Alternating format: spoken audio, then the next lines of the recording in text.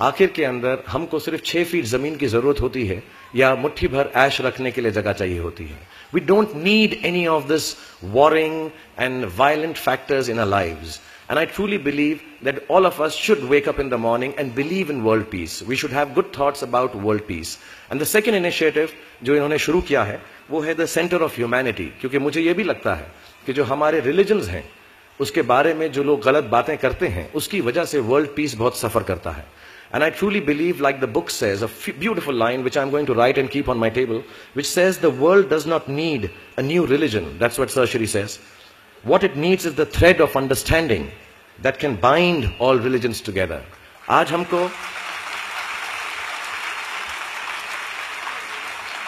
इसमें बहुत सच्चाई है. आज हमको कोई नया रिलीजन नहीं चाहिए, एक और हमको नया डिसिप्लिन नहीं चाहिए. As a matter of fact हमको ये गुडनेस चाहिए कि हर दूसरे के रिलीजन को हम समझें और उस रिलीजन की इज्जत करें, उससे प्यार करें. क्योंकि रिलीजन सिर्फ एक डिसिप्लिन है, एक तरीका है, एक नजरिया है अपना जीवन को जीने का. और एक परमात्मा है, सुपर पावर है, सुपर बीइंग है, अल्लाह मियां है. Whatever name you give it, it's all the same. And I think this initiative of creating the Center for Humanity, which is a secular center, which says कि Sunday को वो church होगा, Monday को वो एक Hindu temple होगा, मंगलवार को वो worship place for the Jains होगा, वेडनेसडे को it could be a Buddhist area, Gurdwara on Thursday, and on Friday you come and read namaz there. On Saturday it would take the shape of a Jewish synagogue. I think it's one of the greatest initiatives being taken anywhere in the world. And we all should follow that.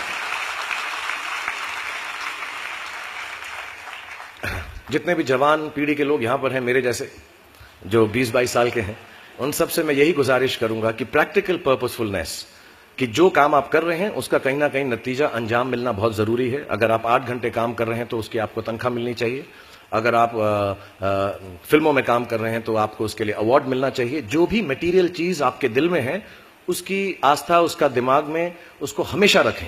मैं कभी भी किसी बच्चे को ये नहीं कहूंगा कि सारी जिंदगी सोशल वर्क में गुजार दो, अच्छे काम करो, सिर्फ प्रेयर करो. No, I think you should go and get what you want in life, all the material things. You should have a big house for your family, you should have a good car for your elder parents, you should be able to educate your sister and your daughter to the best possible way that you can.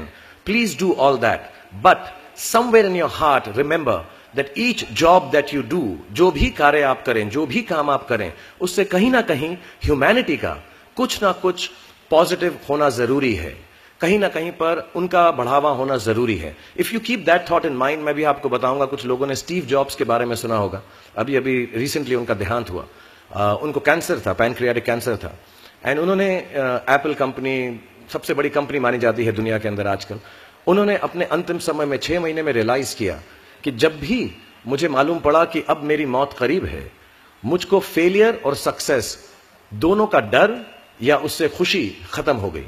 मेरे दिल में सिर्फ एक ही बात थी कि जब भी मैं कोई चीज बनाऊंगा, कंप्यूटर बनाऊंगा या कोई भी गुड बनाऊंगा, उससे इंसानों का, ह्यूमैनिटी का क्या फायदा होगा. So I want to tell all the youngsters, please do whatever you want to do in terms of being well off materially, but somewhere keep a spiritual thought that the world should be a better place because you were born in it.